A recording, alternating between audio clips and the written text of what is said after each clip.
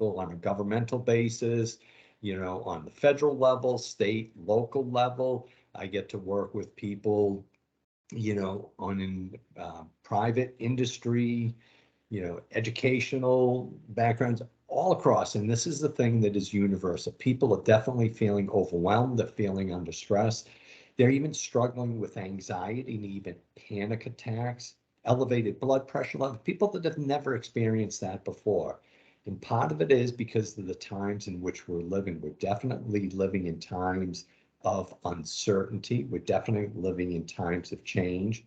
And I can guarantee you your life is different today than what it was a year ago. And I can also guarantee you that your life is going to be different, 6 months from now than what it is today. It's, again, just part of the times in which we're living. So one of the things that we need to do is basically begin to understand, how we can get a better handle on managing stress.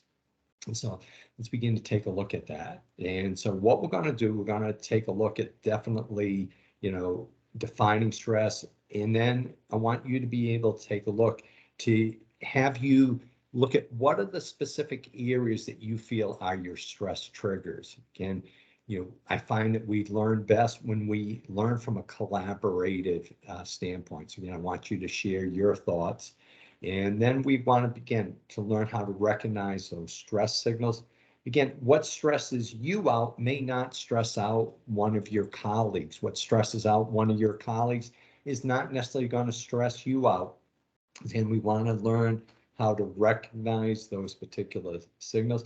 And then also understand what are specific customer service stressors. Again, from your student experience, what are the things that you have found that are kind of different things that you have seen, especially the people that you're dealing with. And then we want to definitely put into place. And again, I want you to be able to try some different techniques. Don't be afraid to try, some additional things. Again, mix it up a little bit.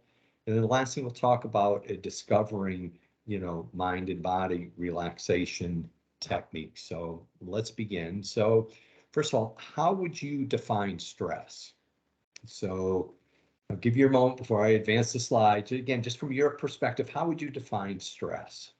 So again, don't worry about, putting it into complete sentences or paragraphs or anything like that. But when you hear the word stress, what comes to your mind? So yeah, tension in my shoulders. Excellent. Yeah. Someone overwhelmed. What else you saying? Okay. Basically, that my body is in a constant state of fight versus flight, shortness of breath, poor sleep, feeling of being out of control, racing thoughts, can't focus. Absolutely. And again, one of the things I want you to think about is what impact does that have on you? So again, I want you to think about a time when you have been overwhelmed or under stress, and what was your thought process like at that time? So some are definitely feeling headaches. Some are, increased heart rate. Again, that usually is characteristic that we begin when we get under stress. We have a tendency of relying upon rapid, shallow breathing. So that's the correlation with what we see as elevated blood pressure levels, migraine. Someone said, yeah, when they get under stress, it becomes erratic for thinking, not being able to focus. Okay, and all those things are basically from a physical standpoint. Okay, so that's why it's important that we begin to really look at these issues and to begin to come up with a specific action plan that we address the issues of stress before it gets to the place of overwhelming us. Again, you're going to see that once we get overwhelmed, we're going to continue to work, but it's going to be very difficult for us to focus. It's going to be very difficult for us to really achieve and to be able to move forward. I just want to capture some of the other things that are coming in the chat. Yeah, bigger trigger for migraines. Definitely feel it physically. You're absolutely correct. And again, these are things that most of us can relate to. But what I want you to think about for a moment, just think about this one thing. If I had took 3 of you, again, 3 different individuals, and I expose you to the exact same event, do you think you'd have the same stress levels? So again, just put that right in the chat box. If I just took any 3 of you right now and expose you to the same event, would you have the same stress level? And I'm getting the correct answer. No, absolutely. And the reason for that, again, I want you to begin to think in terms of your specific stress triggers, but in reality, what stress is, it's your body's physical and emotional reaction to that specific stimulus or trigger. So again, what we've got to begin to realize, this is something that you do have control over. You may not have control over the trigger or the stimulus, but what you can begin to control is your body's physical and emotional reaction, because ultimately that's what stress is. So one of the things I want you to be able to walk away with today, I want to give you that sense of empowerment that there are things that you can do to be able to deal with this. Now, briefly, I'm just going to go over the physical aspects, and again, something that you're already kind of familiar with. And again, just respond via the chat feature, but I want you to think about a time when you have been overwhelmed or under stress. And what part of the brain do you think is impacted by that? So think about the time when you've either had one of those stress headaches or you had just been overwhelmed. Where do you feel it? What part of the brain do you think is impacted? Some of you almost instinctively now, in some sense, you do feel it in the tummy. Okay, you can do that. You can feel it in other parts. But what it is, it's the frontal lobe of the brain that becomes impacted. It's almost instinctively, you can probably take your fingers and go to your forehead or your temples. And that's the easiest lobe of the brain to overload. And from a physical perspective, what begins to happen is we begin to, the adrenal gland begins to release cortisol. There are other toxins, there are other chemicals that become released, cortisol, the stress hormone. These things begin to become released within our bodies. And then all of a sudden we have a tendency of relying upon rapid, shallow breathing. And when we do that, guess what happens to our blood pressure? Blood pressure becomes elevated. The other thing that begins to happen is we have a very difficult time of thinking with any sort of clarity. Our ability to focus becomes diminished because all we see is the stress, all we see is the problem in front of us. And again, there are physical reasons why that happens. Again, it's the result of all those chemicals, all those, things being released in your body. So again, once you get to that point, you're going to continue to work, but it's going to be extremely difficult for you to do it with any sort of clarity and any sort of focus. So again, what we want to be able to do is to be able to come up with a way to identify it and begin to identify your triggers. And I want you to be able to take it and come up with an action plan to deal with it before you get to that place. Now, from the standpoint, and I share with people, not all stress is bad, okay? There are some good types of stress. We'll talk about that in a moment, but mild to moderate stress can improve overall performance. Again, we're going to talk about that. But where the problem comes into, and I see it all across the country today with all different individuals, is what we refer to as chronic stress. Chronic stress will have a negative impact on your overall health. It will lead to feelings of anxiety. It will get you the feeling of being overwhelmed. It will lead to increased blood pressure.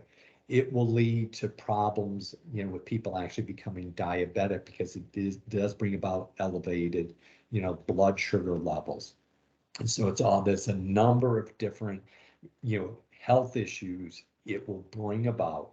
And it will also basically lead you to the place that your immune system becomes compromised.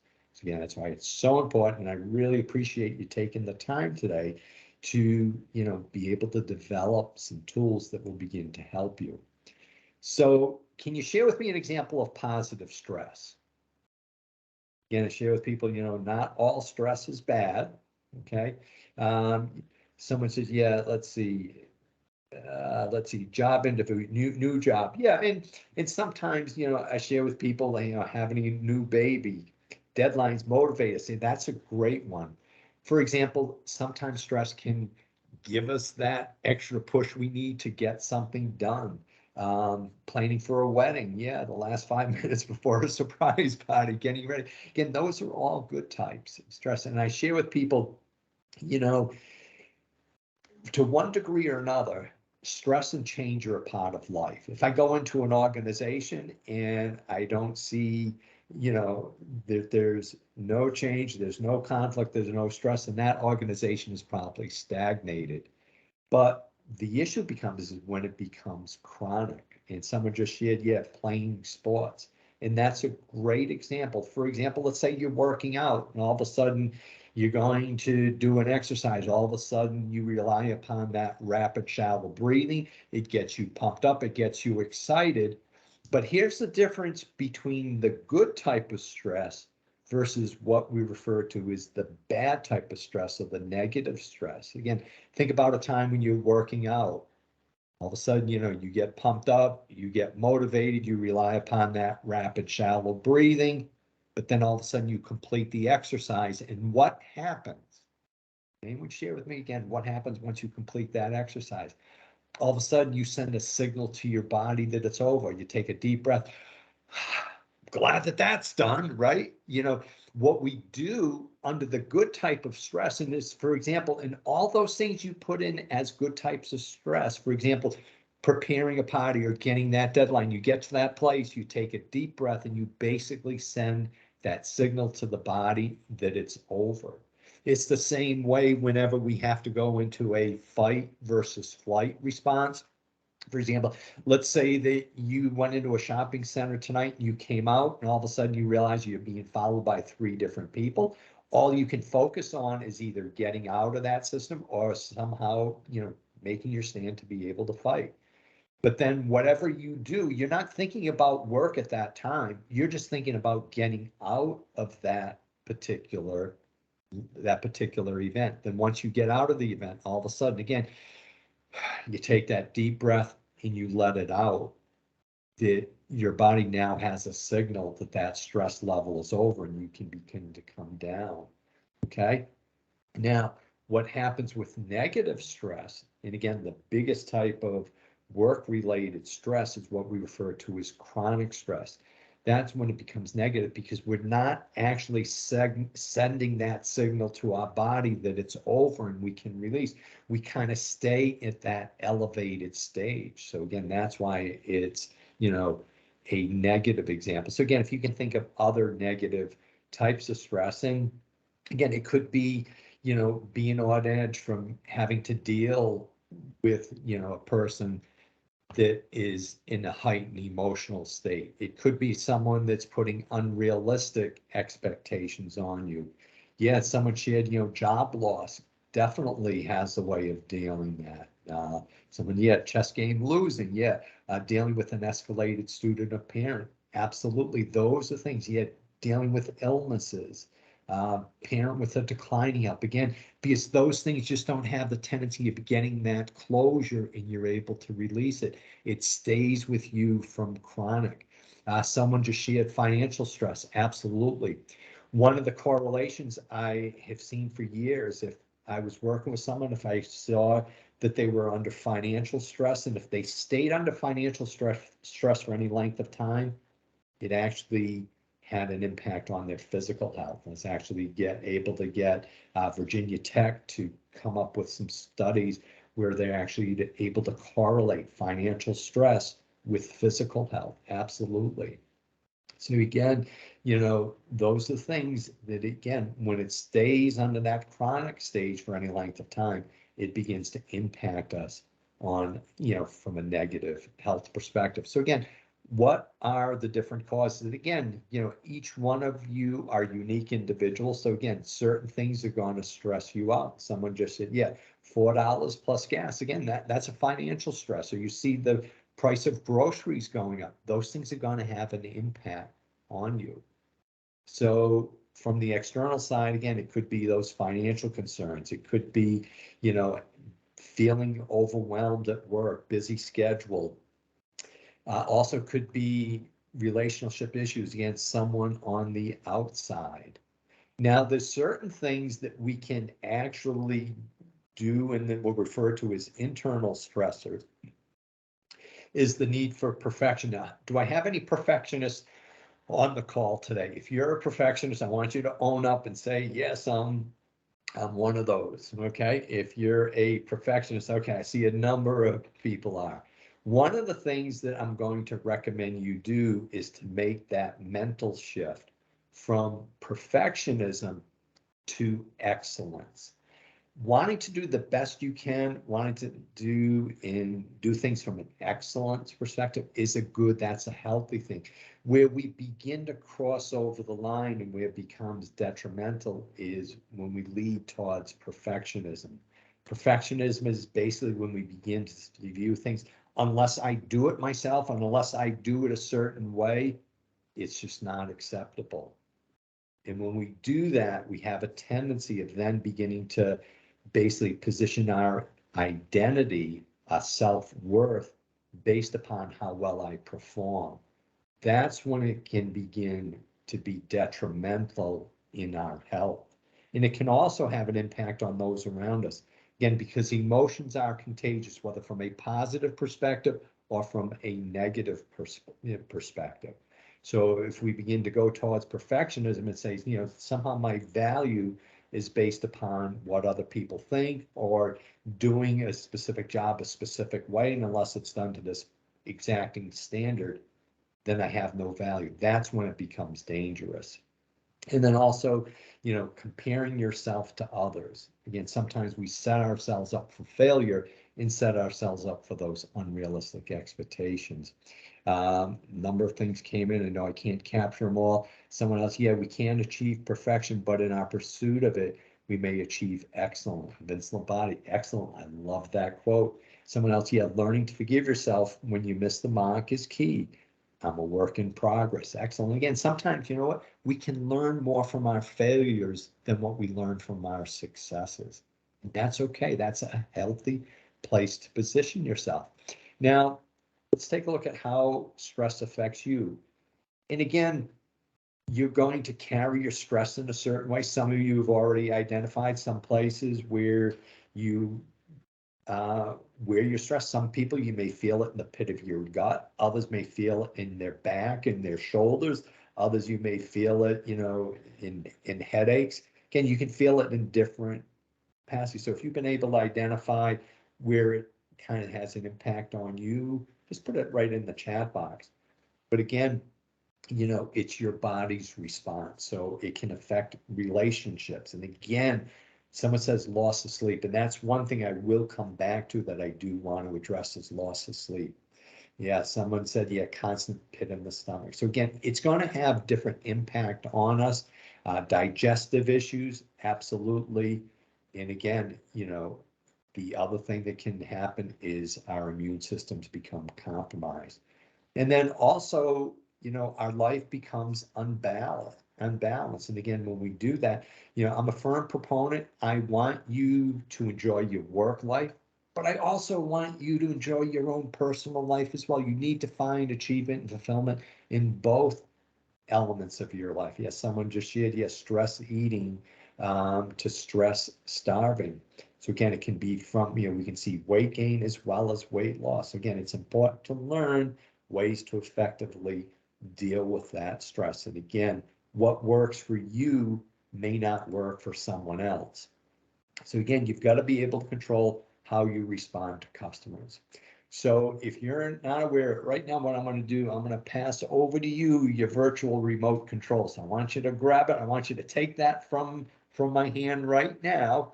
I'm passing you over your own virtual remote control. And sometimes, one of the best things that you can do is pick up that remote control and hit the pause button. I don't know about you, but have you ever said something you wished you never said? Have you ever sent an email that wish you hadn't sent? Well, a lot of times, if you just realize that you have that personal remote control, sometimes the best thing you can do is to hit the pause button.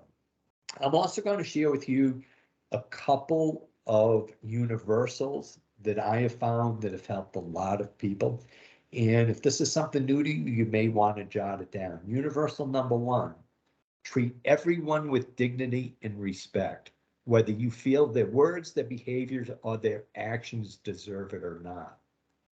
So to be a professional, just simply have that rough ground rule that you're going to make the choice to treat everyone with dignity and respect, whether you feel their words, their actions, their behaviors, their facial expressions, their tones, nonverbal cues deserve it or not. So what that does, that gives you the control, that gives you the remote. So it doesn't matter what someone else says. It doesn't matter if they're coming to you in a heightened emotional state, that you're going to make the choice to treat them with dignity and respect. That is something that you have control over. You don't have control over their actions. You don't have control over their behavior. You don't have control over what they're going to say, how they're going to say it, what they're going to do or not going to do. But this gives you the level of control. And then universal rule number two, no one likes to be told what to do. Do you like to be told what to do? Most people don't. So again, the key is to be able to do it and present things in such a way that you give people options and you help steer them in the right directions. And again, every choice we make, there are consequences for that. And then always keep in mind, it's not personal. A lot of times, if you take a look, and I love what someone just put in it, don't tell me what to do. You're absolutely correct. And again, that's how you have to position yourself. And again, remember, if you're dealing with a difficult personality, or if you're dealing with a difficult client, customer, student, or parent, you're not the issue. Okay, you can't take it personally. Usually people that are in that heightened emotional state, there are a number of things going on in their lives. And that's something you don't have any control over. So again, choose to be that professional. And remember, you have your own remote control. Then focus not on the problem. You're going to focus on the problem, coming to a solution, and not the individual personality itself. And again, remain calm. Remember, take a deep breath in, hold it for a few seconds, and let it out. One of the keys, and you can begin to realize whether you're under stress or not, is if you're beginning to rely upon rapid, shallow breathing, you've already gotten yourself to a heightened emotional state. So again, develop and maintain good boundaries. Know how to connect, disconnect from work. Make sure that you're, enjoying your personal life, that you're taking time for yourself. The other big thing is, and I'm going to spend a minute talking on, is sleep. How many of you are not getting 7 to 8 hours of sleep per night? Just put it in the chat box. If you're not getting 7 to 8 hours of sleep per night, okay, I see a number of you are not getting that. Okay. From this one question, would you consider food a necessity? And the answer would be yes, right? Well, do you know your body can go longer without food than what it can without sleep? So just from that perspective, your body can go a lot longer without food than what it can without sleep. But sleep is one of those things that where our brain kind of gets tripped up on, that as soon as we get under stress, guess what we have a tendency of doing? Is cutting the amount of sleep that we're getting.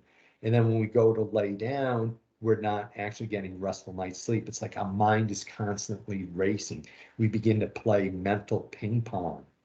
And so what we have to be able to do, again, is make sleep a priority. And again, if you're not getting that 7 to 8 hours of sleep per night, one of the things I'm going to recommend you do is really take a look at the resources you have available through the Employee Assistance Program that will give you the tools to be able to work on that. And again, take the time to laugh. How many times a day do you think the average adult laughs? Any idea? And see if I get the correct answer. But the average adult will only laugh 10 to 15 times per day. And what we find, guess what? When we're able to have a good laugh, it reduces our stress level. We're actually healthy. Actually, we become more creative. We become more innovative. So here's where I'm going to take a lesson. I want you to take a lesson from a 3 to 4-year-old. The average 3 to 4-year-old will laugh between 300 and 400 times per day. As adults, we laugh 10 to 15 times per day. And it's really important that that 3 or 4-year-old laugh that many times, because that what helps create those things that they're learning. It creates and it puts those things and it helps to develop their memory. It helps them to become creative and innovative. And that's what you and I really need to do to be able to deal with stress. Because when we have a good laugh, guess what? Those people around us feel free to be themselves. They become comfortable with who they are. And we become more innovative. We become more productive. Again, so that's why it's so important that we not take ourselves and take life too seriously. And you'll be more productive. So definitely do that. And again, make sure that you have those good, healthy boundaries. And again, you're going to treat everyone with dignity and respect. And guess what? You're going to expect they're going to do the same with you. That your value is not based upon what someone else thinks of you, because you have placed your value in yourself. So again, you've got to learn to let go of the things that you can't control. There are so many things in life that you and I just don't have any control over. I've got to let go of those things. But what I do have to take control over are those things that are in my realm of responsibility. So again, and you've got to be able to learn how to shut it down. When you leave work, you've got to leave it behind. And again, know how to reach out and get the support that you need. Other things, that people have found, again, making sure you're doing your deep relaxation breathing. There may be certain types of music that helps you to relax. Other things, take a mental break, go someplace again, rely upon stretching. Be mindful, which basically means be emotionally, mentally present whenever you're at. And again, let go of those distractions and single task, single focus on what's right in front of you. Other things, again, deep breathing, hold it in for a 4 count, and then let it out for a 4 count. Again, if it's I'd recommend you get out for a physical walk, and you can also do that mentally, stretch and breathe. How many of you are feeling pain in your upper neck or shoulders? One of the simple things is a lot of times people are working from laptops, and we actually set our laptops up too low. So one of the things that you want to do is to set your laptop up so the top is just below your eye level, and you should be able to get a fist in between the bottom of your neck and your chin. If you can't do that, then that actually means you're pitching your head forward. And for each inch that you do that, you add 10 pounds of pressure to your upper neck and back. So again, simple, quick thing you can do to make sure that you've got your computer set up at the proper height. So again, do the things that you can do to help you. And again, remember, you've got that remote control. You can take that pause button. Yes, someone just shared their mental place is the beach. Okay. So again, simple things you can do, and I share with people, that simple head rolls, whether, roll your head from side to side, roll your shoulders back, bring your shoulders back. Again, these are simple things that you can do, and also give yourself and set up a signal that when you have a stressful situation, that you send a physical, signal to your body to release it. So again, whether it's having a stressful phone call and getting on the floor and doing a push-up, or just getting up and stretching. So again, you send that signal that that situation is over and it's okay for you to relax. Those are simple things that you can do that will help you to move forward. So again, don't let stress control you. Again, because it is your body's response. You take control over the situation. And again, all these things, don't be afraid to try multiple things. Don't be afraid to reach out, whether it's to friends, whether it's to colleagues, whether it's through the employee assistance program. Again, do the different things, mix it up. Small things will make a difference. And again, stay in tune with your body and mind. Again, make sure that you're able to release the different experiences you've had during the day. So when you lay down at night, your mind is able to rest and you're able to get a good night's sleep. Other things that people have found helpful, disconnect from your electronics roughly an hour before bed. A lot of times that will help you to kind of, process the thoughts of the day, other things. If you haven't considered journaling, that is something that I would definitely recommend you do, because a lot of times it will help you to slow down that thought process, and it will help you to, again, to be able to express your emotions, get them out on paper. So again, emotional well-being is the priority. And again, it doesn't matter what area of life that you need assistance in, you have it through the AFP, through Anthem EAP. Again, it's at no cost to you. So again, we've got the website up on the screen, as well as the code and the toll-free number. Okay, so again, just a ton of resources available. And one of the things I would like you to do right now is kind of share with me what are things that you're going to put into place from an action plan perspective. And I want you to, could be something you've already thought about, but what is at least one thing that you're going to put into place that's going to help me? Yes, someone says get back to journaling. Excellent. Someone else, move my computer up. Excellent. You'll do that. All of a sudden, you'll find that pain in the neck, upper back, and shoulders will begin to become diminished. Other things you're going to do, again, whether it's commit to exercise, probably someone exercise, standing desk, moving around. And someone said, yeah, I like the idea of laughing more. Do it. Those are all great things. Someone said, have a wall of affirmations and just read those. Excellent. Recognize my stress, walking the dog, more exercise, standing desk. Excellent. Again, any additional questions or comments that you have, I'd love to hear them. If not, then I appreciate you, and I appreciate you taking the time today, and I hope everyone has a great day. So I'm going to turn it